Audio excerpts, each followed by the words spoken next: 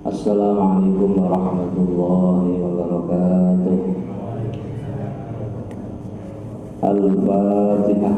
A'udzubillahi minasyaitonir rajim. Bismillahirrahmanirrahim. Alhamdulillahirabbil alamin, arrahmanir rahim, maliki yaumiddin. Iyyaka na'budu wa iyyaka nasta'in. Ihdinas siratal mustaqim. Shiratal ladzina an'amta 'alaihim ghairil maghdubi 'alaihim waladdallin. Bismillahirrahmanirrahim. Alhamdulillahirabbil alamin. Wassalatu wassalamu al-atamani al-akmalani ala sayyidil mursalin Sayyidina wa nabiyina Muhammadin sallallahu alaihi wasallam wa ala alihi wa sahbihi wa man tabi'ahum bi ihsan ila yaumiddin. Rabbi shrah li sadri wa yassir li amri wa hlul 'uqdatam min lisani yafqahu qawli wa saddid lisani wa hdi qalbi bi haqqi sayyidina Muhammad sallallahu alaihi wasallam. Amma ba'du, para bapak sedherek kang kawula ingkang kawula mulyakaken, dalu punika kita saged nglajengaken pengaosan kitab fikih. Sadèrèngipun kita lajengaken kajian kita, mungkin di antara panjenengan ada yang bertanya-tanya, kenapa setiap kali majelis taklim kula awan napa kula buka selalu kula buka dengan Fatihah. Kalau ingantane kula nemoni ada video,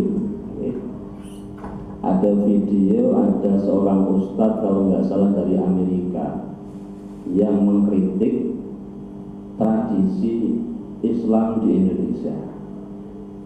Yaitu apa yang sedikit-sedikit baca Fatihah disalahkan. Nah, ini perlu kula luruskan.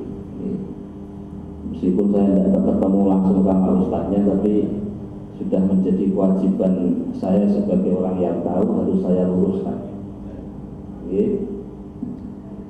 Terus kata surat Al-Fatihah itu kula ibaratake kados cek kosong, Pak. Kados cek kosong, Pak. Cek kosong ini nanti terserah panjenengan mau diisi berapa. Sebab di dalam satu hadis Rasulullah SAW bersabda, Al-Fatihatu lima quri'at lah. Al-Fatihah itu diwaca tergantung niate sing maca. Jenengan kepengin dados tiyang sing bejo, Al-Fatihah.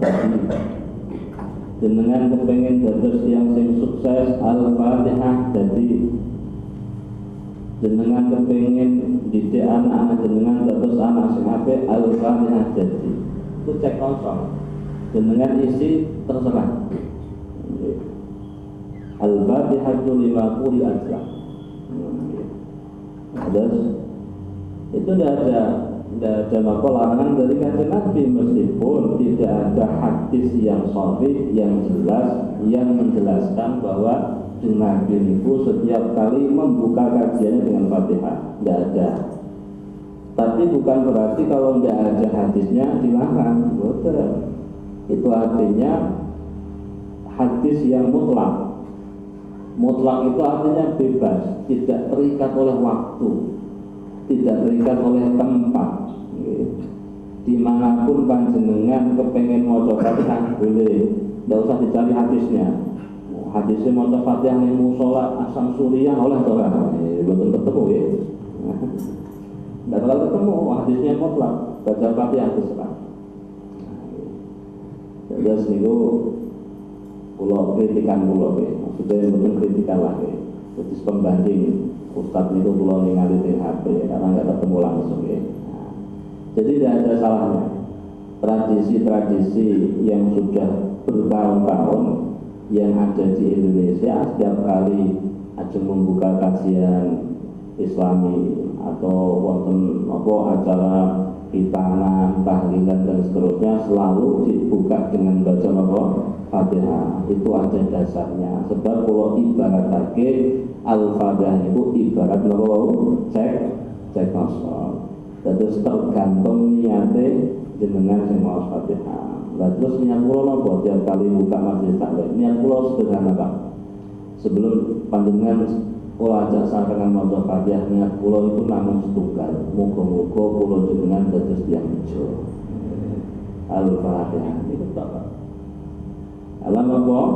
Teng Quran niku golongan niku mung kalih. Nek mboten golongan tiyang bejo, tiyang napa? Cilaka. Kalau enggak ashabul yamin, ashabus shimal. Kalau enggak golongan ahli surga, ahli neraka. Mboten wonten sing napa abu-abu tenan, setengah-setengah. Setengah ahli surga, setengah ahli neraka. Terus niku tiap kali kula buka kajian itu terus yang budi-budi Al-Fatihah, muga-muga ya Allah kula lan sedaya ingkang hadir sak keluarganipun dados tiyang bejo. Al-Fatihah. Niku Pak nggih. Niku nek mbok menawi di antara panjenengan ada yang bertanya, monggo sih tiap kali membuka majelis taklim kok diawali Fatihah. Oh, kula ibaratake Al-Fatihah niku ibarat cek napa? Cek kosong. Jadi tergantung siapa yang membaca, niatnya apa, insya Allah terkabul. Boleh. Kita lanjutkan kajian fikih. Kalau ini kita sampun bahas sesarengan mengenai tentang nawaqidul wudu, hal-hal yang bisa membatalkan wudu. Malam ini kita masuk di pembahasan al-mashu 'alal khuffain. Hukum mengusap khuf. Khuf niku napa? Muzah. Muzah niku napa? Semacam kaos kaki yang terbuat dari kulit. Makanya kalau panjenengan masih nggak ada bayangan Pak, kula aturi panjenengan mangke buka di Google, dengan klik mawon di Google ketik khuf atau muzah, nanti muncul gambarnya. Soalnya kalau betul gajah terus betul sakit, mari contoh Pak. Tapi dulu waktu saya ngaji sama kiai saya pernah lihat beberapa kali kiai saya ketika ngajar pakai khuf.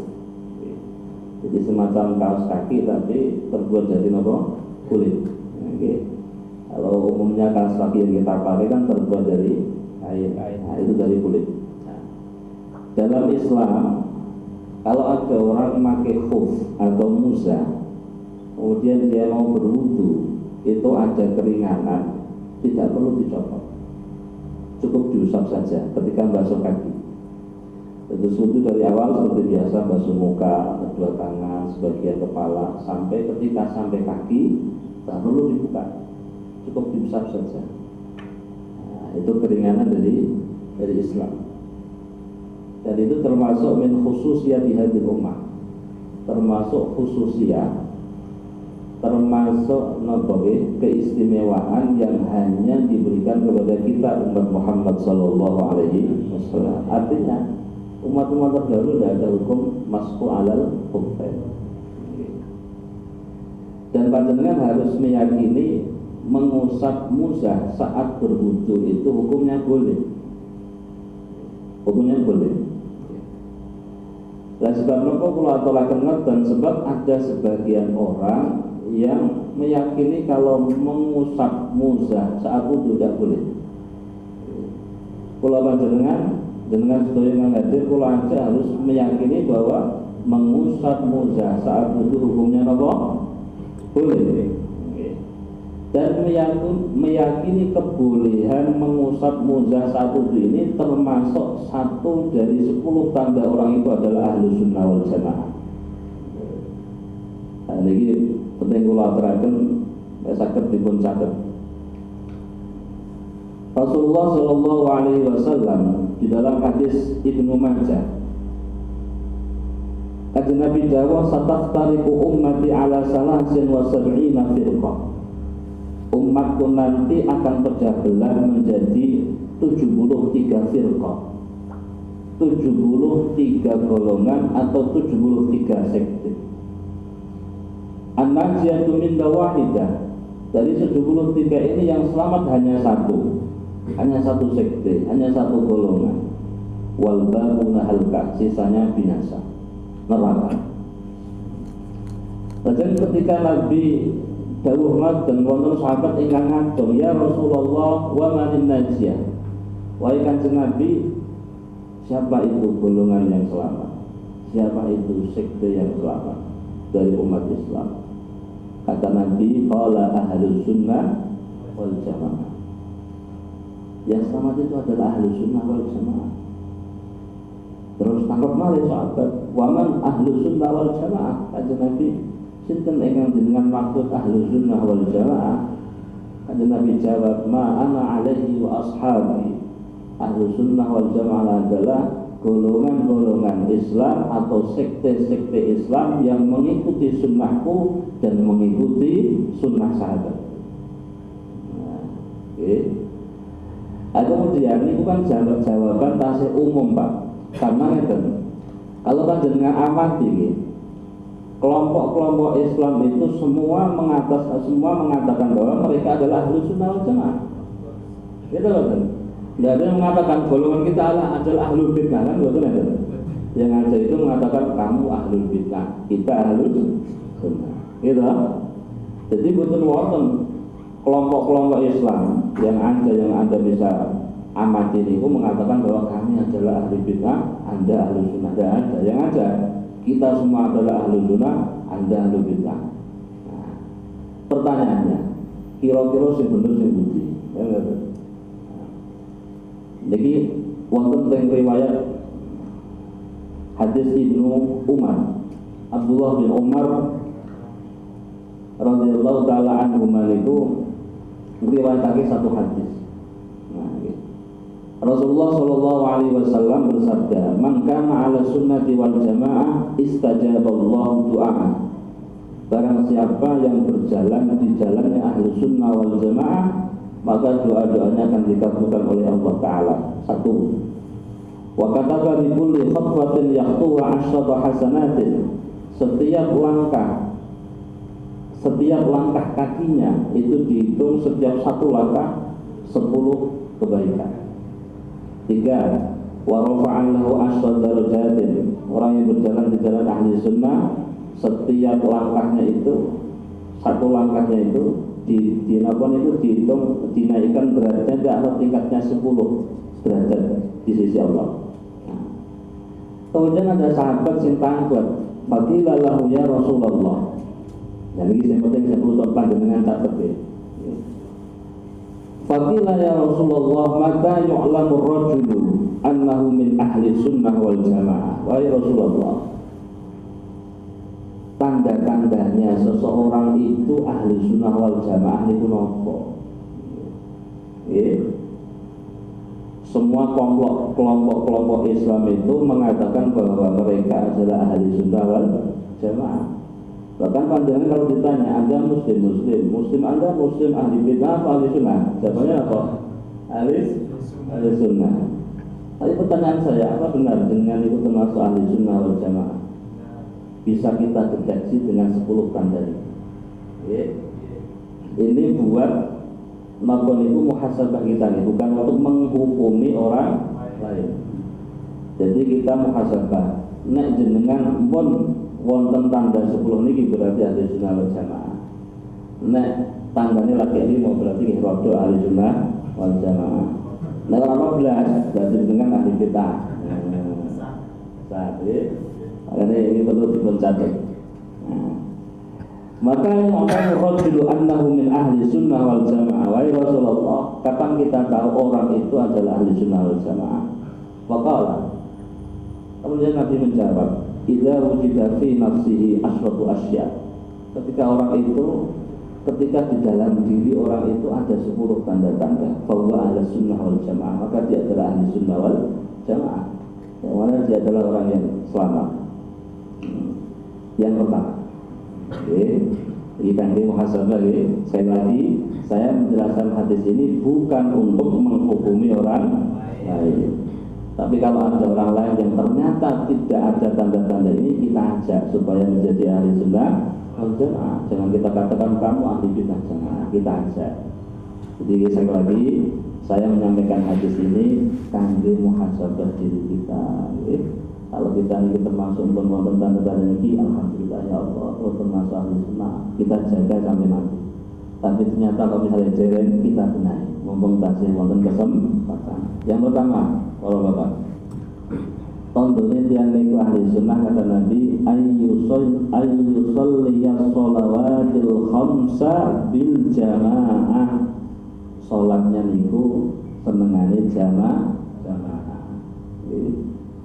Suka sholat berjamaah, hobine sholat berjamaah di masjid atau di mushola. Berarti kalau ada umat Islam sing ora pakai seneng jamaah, ya niku berarti boten ahli sunnah. Nggih. Nek rada-rada ya kadang-kadang jamaah, kadang-kadang berarti rada ahli sunnah, ya rada ora pakai. Apa to niki? Nggih.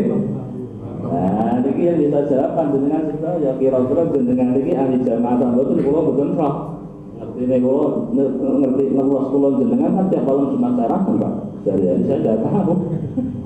Makanya untuk muhasabah diri kita lembor, alhamdulillah. Nek dereng fitnah. Satu lagi. Nomor dua. Wala yadhkuru ahadan minas sahabati bisu'in wa yanqusuhu. Ciri-ciri orang yang sunnah itu tidak berani merendahkan atau melecehkan para sahabat Nabi. Apalagi sampai mengkafirkan seperti orang Syiah. Jadi jelas orang Syiah itu tidak ahli sunnah. Kenapa? Karena mereka berani merendahkan, melecehkan, bahkan berani mengkafirkan para sahabat Nabi. Kalau pinten dengan tidak ada yang seperti itu ya. Setahu saya orang yang berani seperti itu adalah orang-orang Syiah. Berani mengkafirkan Abu Bakar finnar, kata mereka. Abu Bakar finnar, Umar finnar, wal iyadu billah. Kita tidak ada. Bahkan setiap kali kita mendengar nama sahabat disebut, kita selalu mendoakan mereka radhiyallahu anhu, sayyidina. Bahkan menyebut namanya saya pakai sayyidina, satu penghormatan. Dan ciri yang kedua, cirinya ahli sunnah wal jamaah tidak berani merendahkan, melecehkan sahabat Nabi. Siapapun itu, kalau itu sahabat Nabi, jangan kita lecehkan. Ya Allah, saat ini kadang betul Syiah, rodo-rodo Syiah. Kemarin saya lihat di video itu ada ustadz dari Arab lah, syekh dari Arab yang melecehkan sahabat Nabi. Insya Allah. Nah, kita tidak ada seperti itu. Nomor 3. Wala yakhruju ala sultani bisayfi. Tanda-tandanya yang ahli sunnah wal jamaah tidak berani memberontak pemerintahan yang sah. Kalau pemerintah di Indonesia kita katakan zalim, tidak apa-apa, tidak adil, tidak apa-apa. Tapi kalau sampai memberontak, sampai membuat makar pemerintah yang sudah dinyatakan sah, itu bukan orang ahli sunnah wal jamaah. Kita tahu wong sing senengane ngebom niku lho, Pak. Itu bukan ahli sunnah wal jamaah. Kita kantor polisi dibom, wong sholat dibom. Nah, meskipun yang dibom itu orang kafir seperti kasus di Bali itu, nah, itu bukan ahli sunnah wal jamaah. Mengatakan pemerintah Indonesia itu tauhid, hormat kepada negara kafir, polisi itu tauhid, bukan ahli sunnah wal jamaah. Kalau ada suatu negara sudah dinyatakan sah pemerintahannya, kita sebagai rakyat harus ikut aturan selama aturan itu tidak bertentangan dengan syariat Islam. Jadi kalau ada orang yang berontak sama negara, berarti itu bukan ahli sunnah wal jamaah, meskipun dia mengatakan muslim ahli sunnah wal jamaah, tapi tidak ada tandanya ahli sunnah wal jamaah.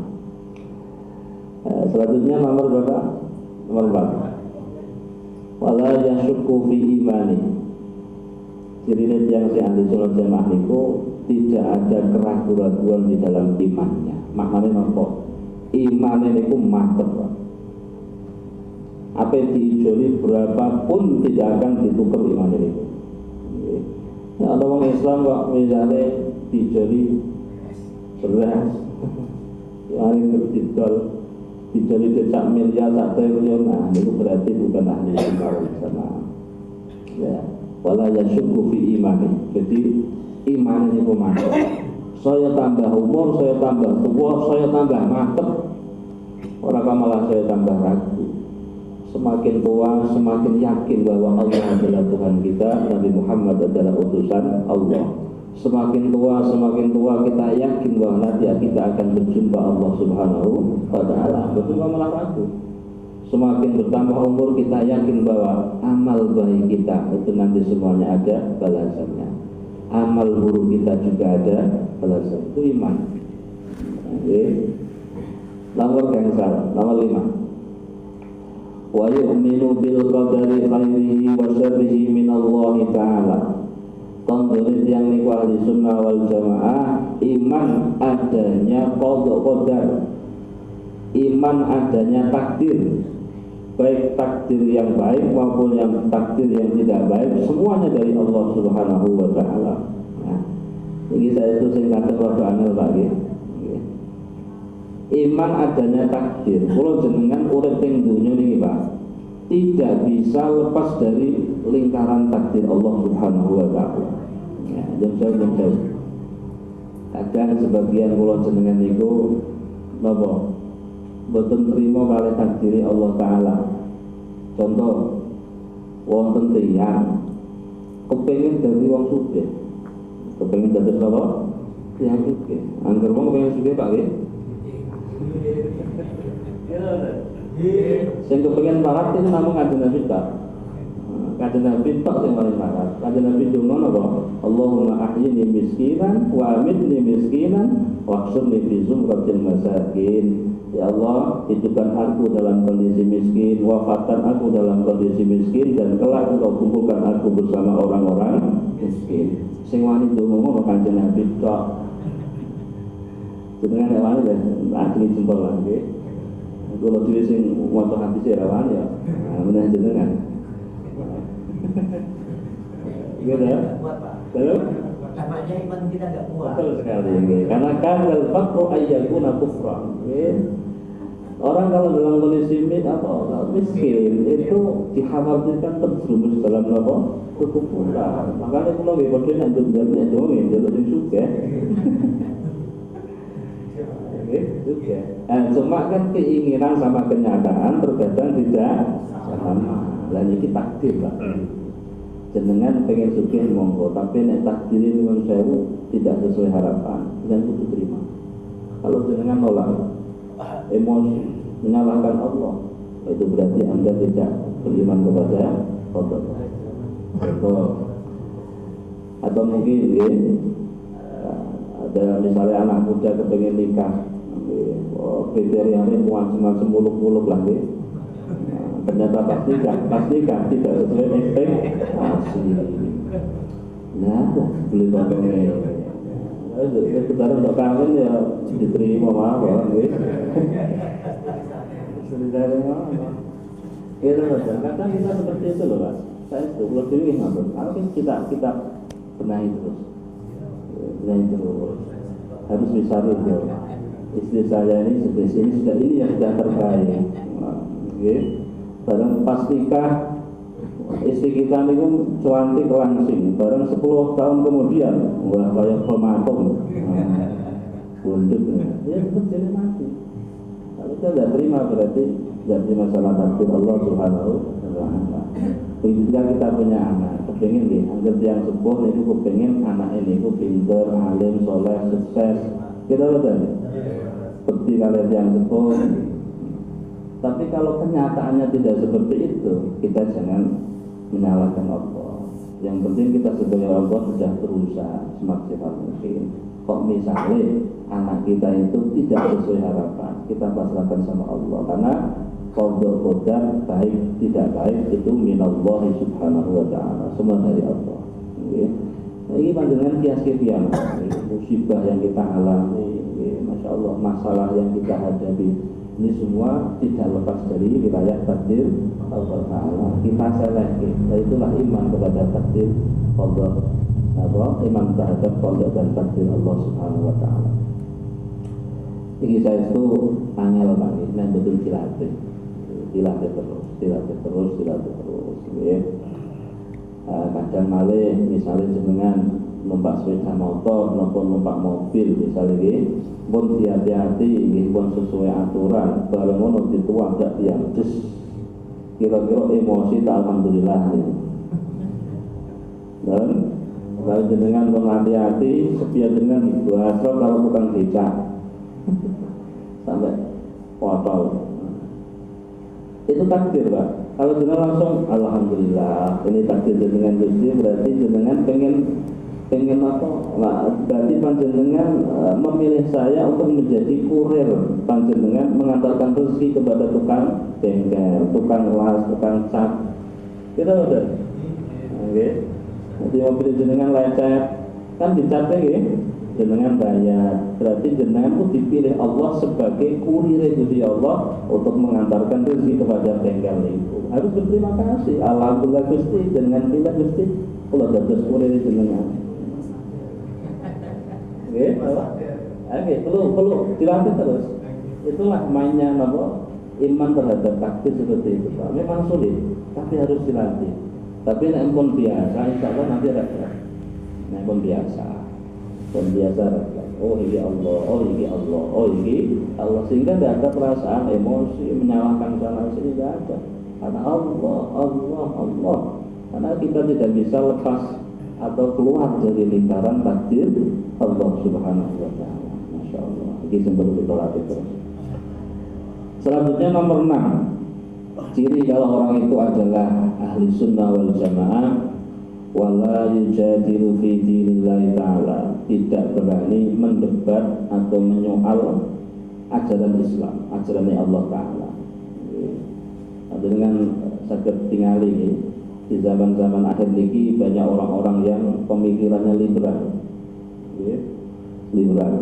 Nah, itu termasuk bukan ahli sunnah meskipun dia mengatakan Islam. Kenapa? Karena dia berani mendebat atau menyoal atau mengkritik sing ajaran itu sudah baku, itu ajaran Islam.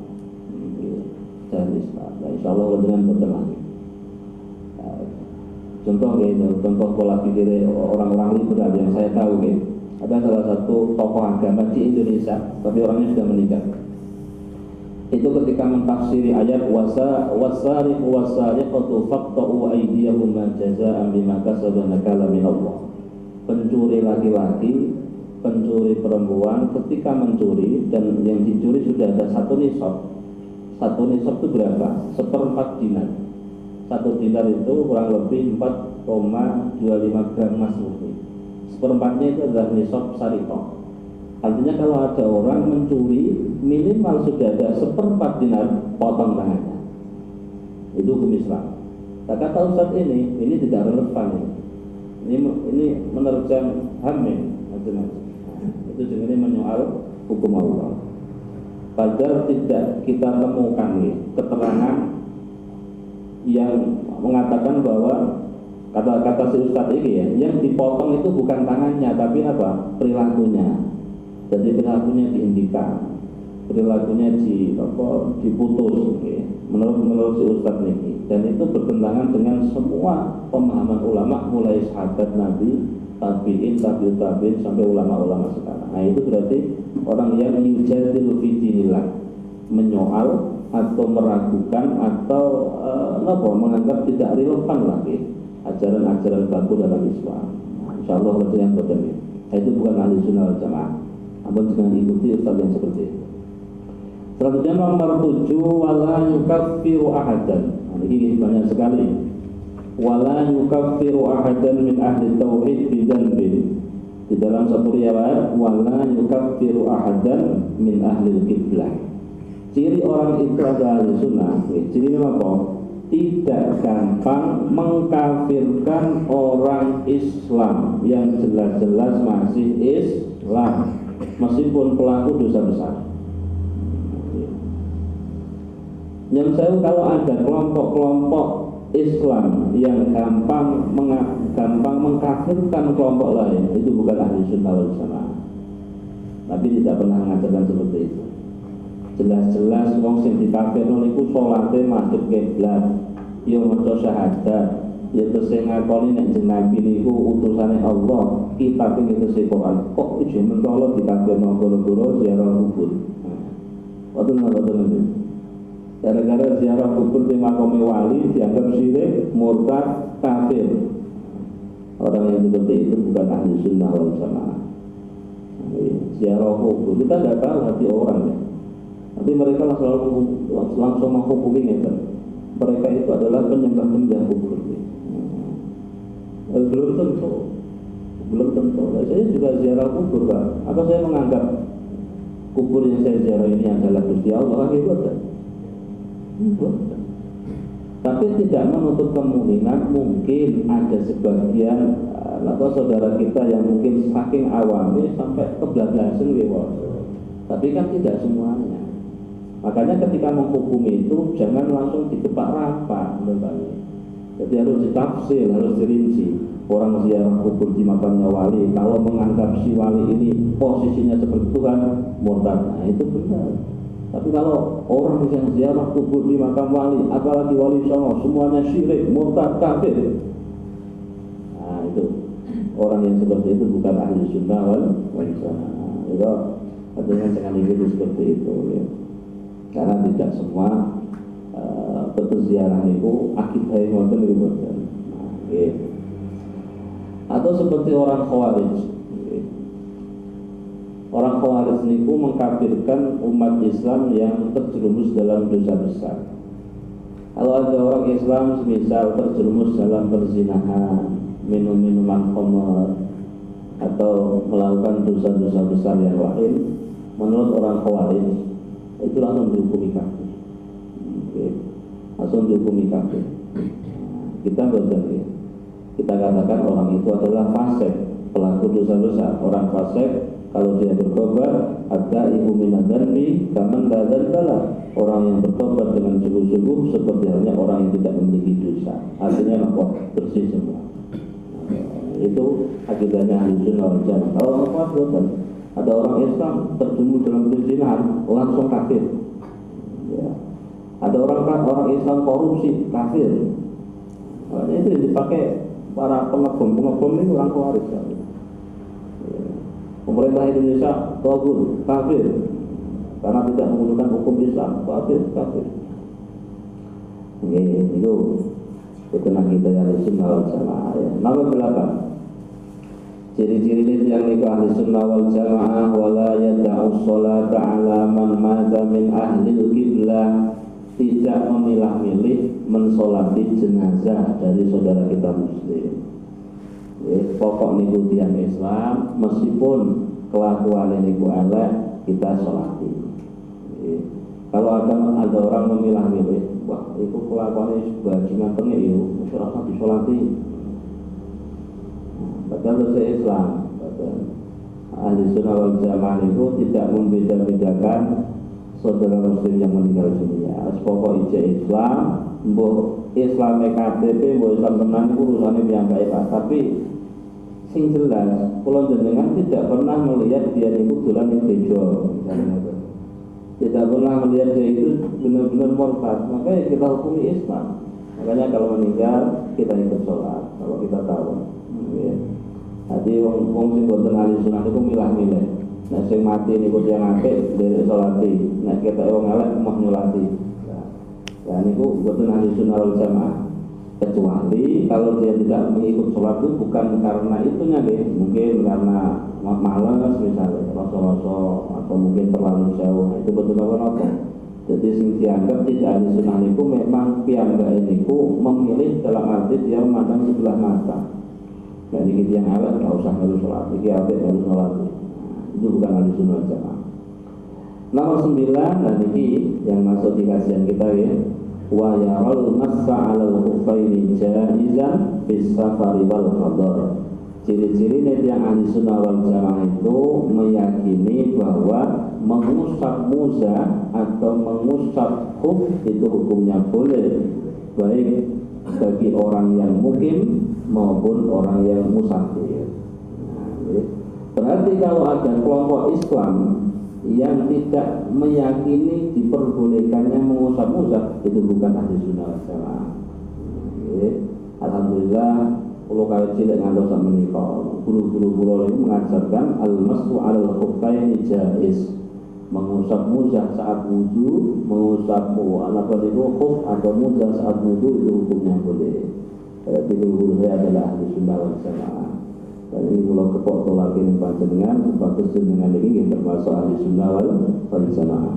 Yang terakhir lagi, ciri-ciri yang nikah ahli sunnah, wa yusalli khalfa kulli imamin barrin aw fajirin, tidak memilah-milih sholat berjamaah.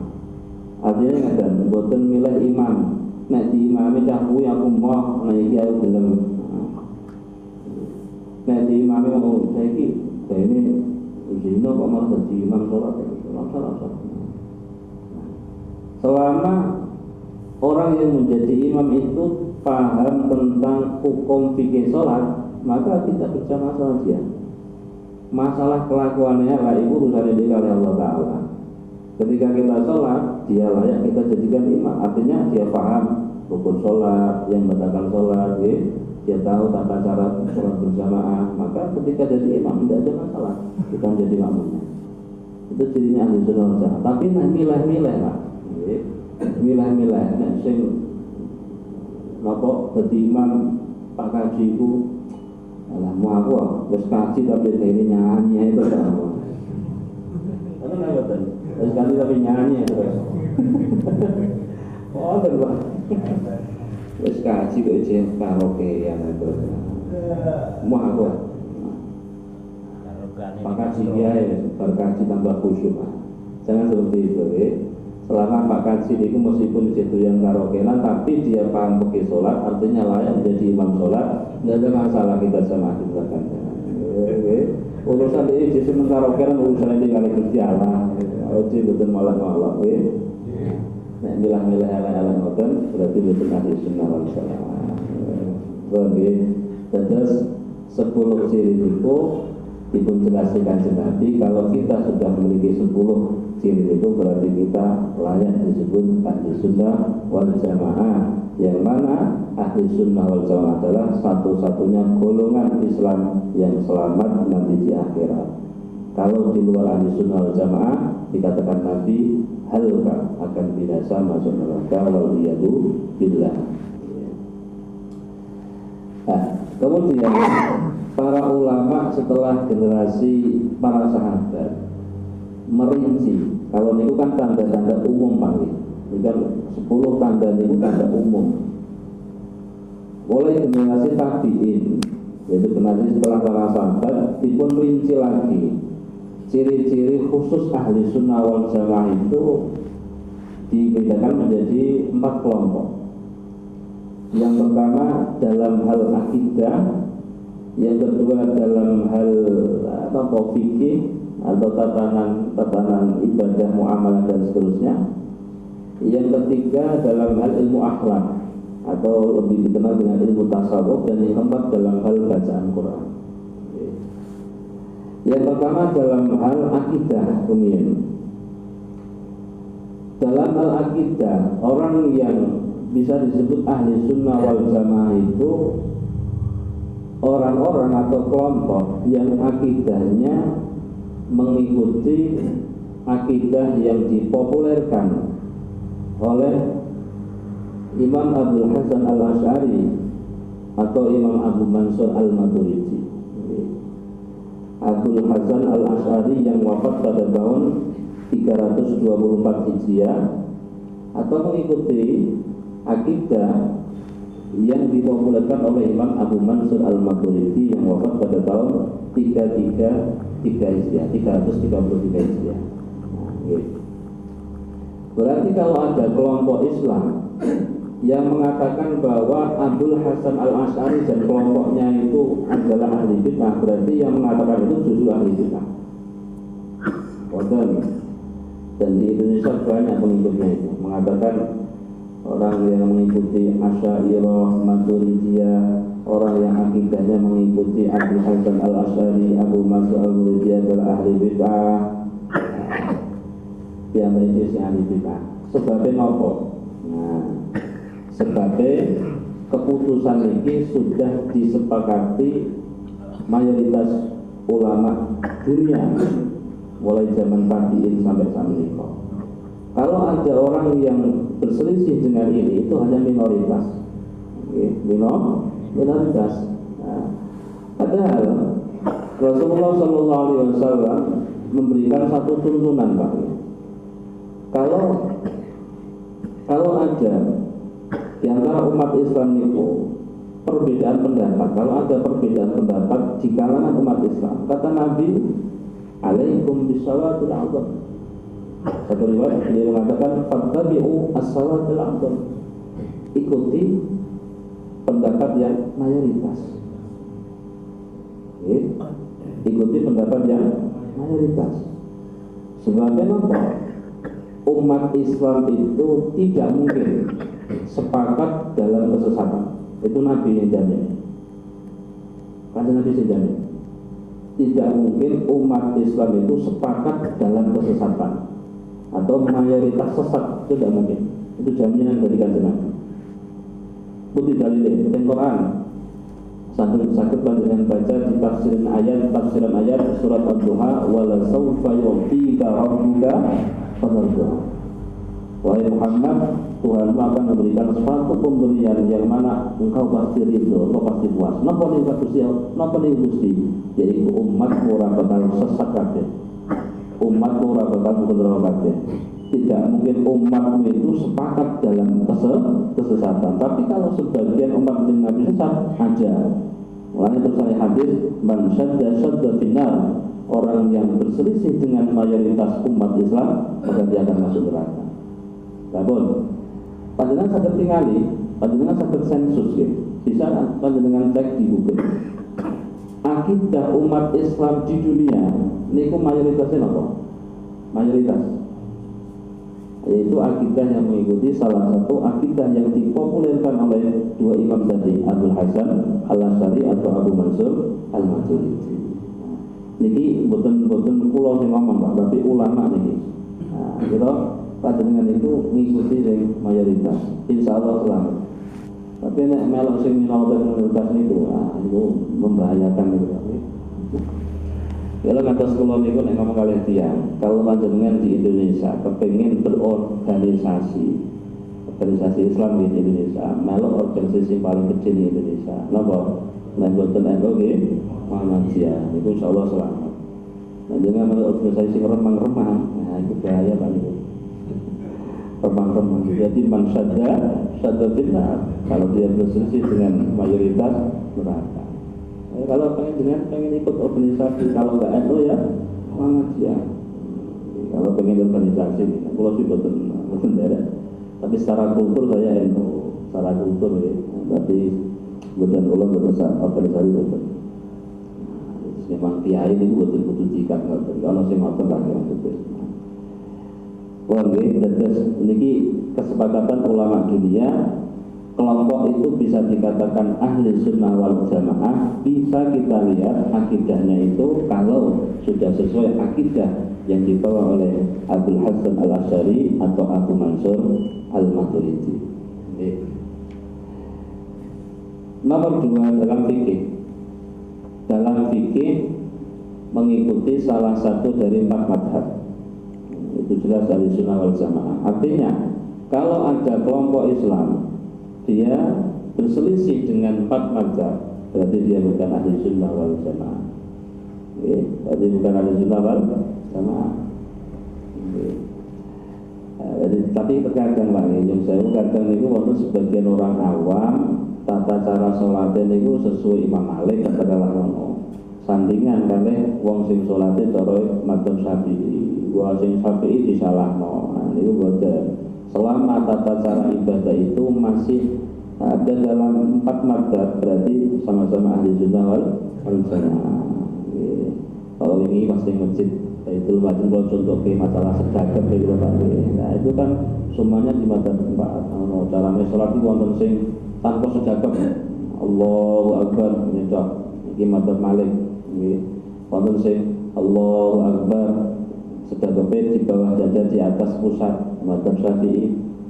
Ada yang di bawah pusar ngeten mazhab Hanafi dan Hambali. Nah, itu berarti 4 mazhab. Jenengan pilih sing pundi? Monggo terserah. Sing boten teng mazhab 4 napa? Sing dodo iki. Imam Samudra iki. Imam Samudra iki. Nah, ini betul nopo asal di bawah nopo dada jadi atas pusar atau semiring ini dipaskin nopo hati. Tapi posisi di bawah dada. Bon, dalam hal fikih kita mengikuti salah satu 4 mazhab. Panjenengan milih sing pundi monggo. Mayoritas umat Islam milih Syafi'i. Nomor 3 dalam hal ilmu akhlak, ilmu adab atau ilmu tasawuf, ilmu hati Pak. Dalam hal ilmu hati mengikuti Imam Abdul Qasim bin Al-Baghdadi yang wafat pada tahun 298 Hijriah, atau mengikuti Imam Al-Ghazali yang wafat pada tahun 505 Hijriah, atau mengikuti para ulama-ulama yang lain yang sejalan dengan mereka berdua, Abdul Qasim bin Al-Baghdadi dan Imam Abu Hamid Al-Ghazali. Ada sebagian kelompok-kelompok itu yang mengatakan orang-orang sufi itu sesat. Saya tidak langsung menyalahkan kelompok itu karena orang-orang yang mengataskan dirinya sufi itu memang ada yang sufi asli dan ada yang sufi kawin. Kemungkinan besar yang diteliti oleh kelompok yang mengaktifkan orang sufi itu adalah sufi kawin. Sufi kawin. Karena sufi yang asli itu, kata Imam Al-Qasim Al-Junaid Al-Baghdadi radhiyallahu taala anhu, thariqatuna muqayyadatun bil kitabi was sunnah. Thariqat kami itu diikat dengan Al-Quran dan As-Sunnah. Artinya tidak bertentangan dengan Al-Quran dan As-Sunnah. Tapi tidak menutup kemungkinan dan memang wonten sebagian orang-orang yang mengatasnamakan dirinya sufi tapi tidak sesuai Al-Quran dan As-Sunnah, dan mungkin pas diteliti sing kaya ngono Pak. Sufi kali ini akhirnya terus dihukumi sufi itu sesat, sufi itu ahli bid'ah. Bukan orang sufi itu orang yang hatinya jernih. Orang sufi itu yang orang yang memperhatikan urusan hati tapi tidak meninggalkan urusan zahir. Artinya di sholat jamaah itu tentang masjid taklimnya, masya Allah, tapi lebih hatinya yang lebih ditekankan. Jadi tidak sampai ada perasaan-perasaan sing elek yang jero hati. Itulah orang sufi. Menjaga akhlak, menjaga adab, itulah orang sufi. Ono pasti sesat iki sampai semua sahabat Nabi seperti itu, bahkan kajian Nabi seperti itu. Makanya Sayyidina Imam Al-Imam Syafi'i radhiyallahu anhu mengatakan kun faqihan sufiyan. Jadilah kamu orang yang ahli fikih yang sufi. Jadilah kamu ahli fikih yang sufi. Wala takun sufiyan faqihan. Jangan kamu menjadi orang yang sufi ahli fikih. Maknanya apa? Belajar ilmu zahir, masalah ibadah tidak zahir, kemudian hati. Nah, jangan sampai kebalik, ngurusi hati, dohiri betul ngurusi. Akhirnya sesat nih Bu. Syariat hilang. Wes kamu, wonten Pak. Saya pernah 2 kali ditamoni tiang niku anti sholat. Pas waktu asar, betul salah. Karena rumah saya di depan masjid, wayah asar. Pasti gini kulo sedurunge asar, wayah adzan asar. Ya kan tuh sholat jamaah sik kok dilanjut jago ngene. Tuh, jenengan tesih sholat aku di ngono Pak. Sholat udah perlu. Di Quran itu kan aqimis sholat yang ini kulo Pak. Padahal saya tahu Quran kulo malah isin dalil. Aqimis sholat dzikri, dirikanlah sholat untuk mengingatku. Seperti yang eling. Aku wis eling, jadi nek kulo sholat, itu jenisnya orang sufi tapi betul ilmu, betul paham oke. Pesan Sayyidina Imam Syafi'i, jadilah kamu orang fikih yang sufi, jangan sufi yang fikih. Akhirnya tersesat. Akhirnya kalau tinggal jamaah dan masjid yang baik dengan fikih.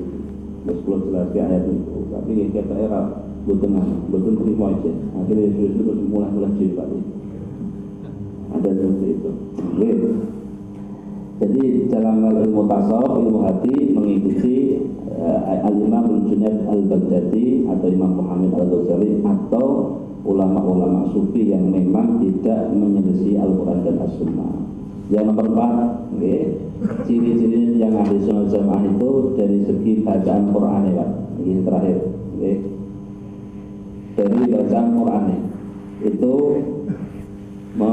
bacaan Quran sesuai bacaan salah satu dari 10 imam ahli qiraat. 10 imam ahli qiraat. 10 imam ahli Quran itu sinten? Imam Nafi', Imam Ibnu Katsir. Ya, nanti akan dengan satu googling ya, dan googling ya. Imam Nafi', Ibnu Katsir, Imam Abu Amr, Imam Ibnu Amir, Imam Asim, Imam Hamzah Ali Kisai, kemudian Imam Abu Ja'far Al-Madani, Imam Ya'qub Al-Hadrami, dan Imam Khalaf Al-Bazzar. Ada 10 imam. Nah, kebetulan bacaan Quran jenengan termasuk kula niku mengikuti imam yang kelima, yaitu Imam Asim. Ya, Imam Sidan Asim. Jadi Quran jenengan itu Bapak jenengan baca sehari-hari itu jenengan mengikuti qiraahnya atau bacaannya Imam Sidan Asim. Kalau dalam fikih kita mengikuti Imam Syafi'i. Dalam ilmu akidah kita mengikuti rata-rata orang Indonesia Imam Abdul Hasan Al-Asy'ari. Dalam tasawuf kita mengikuti Imam Abu Hamid Al-Ghazali. 4 lagi. Jadi dalam hal pertama akidah kita mengikuti salah satu 2 imam. Kalau ke Abu Hasan Al-Asy'ari ya Abu Mas'ud Al-Maturidi. Dalam hal fikih kita mengikuti salah satu dari 4 mazhab. Ya, orang Indonesia rata-rata mazhab Syafi'i. Dalam hal tasawuf atau ilmu akhlak, ilmu hati, kita mengikuti salah satu dari imam sufi besar Abu Qasim Junaid Al-Baghdadi atau Abu Hamid Al-Ghazali atau ulama sufi yang lain yang tidak berseberangan dengan Al-Quran dan As-Sunnah. Kemudian yang terakhir dalam hal bacaan Quran, kalau panjenengan ini mengikuti Imam Asim, jadi salah satu 10 imam ahli qiraat. Nek wonten tiyang pun kados wonten niku berarti tiyang niku pun ahli sunnah wal jamaah. Oke, mugi-mugi nggih kula panjenengan sak keluarga kita dipun catet dening Allah taala termasuk min ahli sunnah wal jamaah ingkang bijak nanti kepejan wonten ngarsanipun Allah taala. Amin Allahumma amin. Wallahu taala a'lam bis-shawab. Maulaya sholli wa sallim daiman abada ala habibika khairil khalqi kullihim huwal habibul ladzi turja syafa'atuhu likul lihaulim minal awwalin muqtahimi ya Rabbi bil Mustafa balli maqasidana wa fir lana